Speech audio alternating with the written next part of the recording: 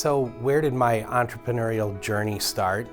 It probably started when I was 10 years old and a paper boy in DeKalb, Illinois. I had to deliver the Chicago Tribune, Chicago Sun-Times, and the Wall Street Journal, but I needed to go around and collect those subscription fees from all the people that I delivered the newspapers to. So I think that's when I really started my entrepreneurial journey and understanding the value of cash and collections and those types of business lessons. And it grew from there. I started my career in Chicago at Arthur Andersen and got great training. I was with them for about 2 years and then left and started my own supply chain consulting company. We went around the United States and implemented ERP, which is Enterprise Resource Planning software, as well as Salesforce automation software into middle market manufacturing and distribution companies. I sold that company in 1999, took all of my proceeds and started a .com. The name of that company was Byproducts Interactive. Also went out and raised venture capital from some corporate venture capitalists as well as angel capital. We raised a total of $2.5 million. We bought 2 companies, a byproducts brokerage company and a publishing company, and then we built our internet exchange on top of those 2 businesses. We built that company up, we got our online exchange working, we were trading about $26 million worth of product, and 9/11 happened. Business was really never the same after that. We had some advanced discussions with some strategic partners that were looking at buying the business.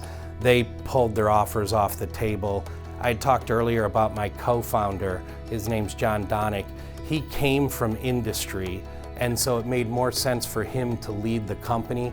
I left the company, and that's when I moved to Florida in search of blue water and sandy beaches and a new career. Landed here in Naples in 2002.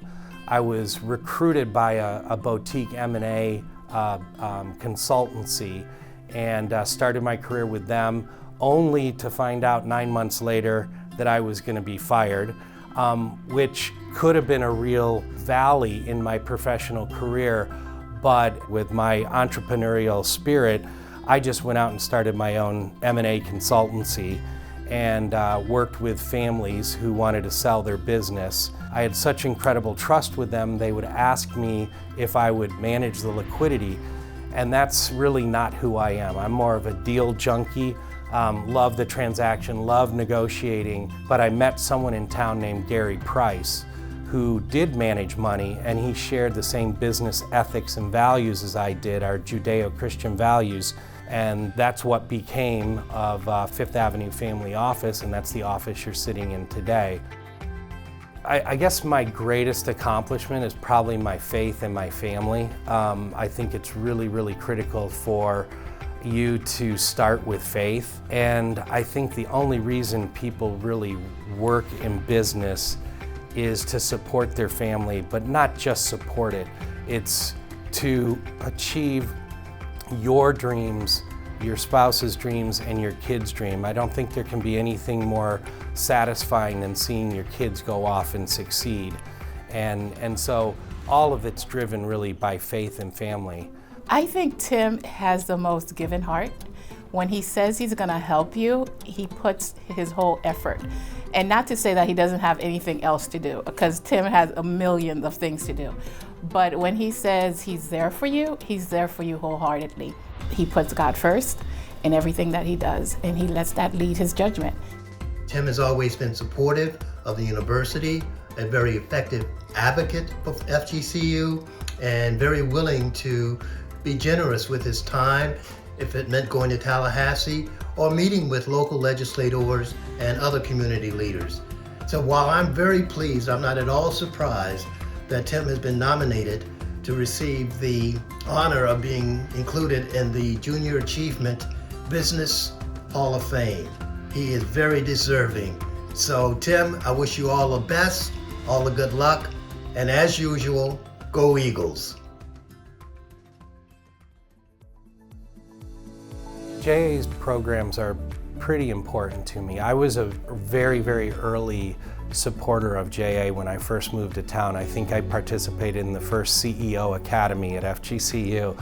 I don't think it's uncommon for people, for parents to talk to their high school students about internships and the value of an internship. And that's really where I see Junior Achievement helping find those internships, because a lot of times the mom and dad may not have the business contacts, they may not know where to go and ask.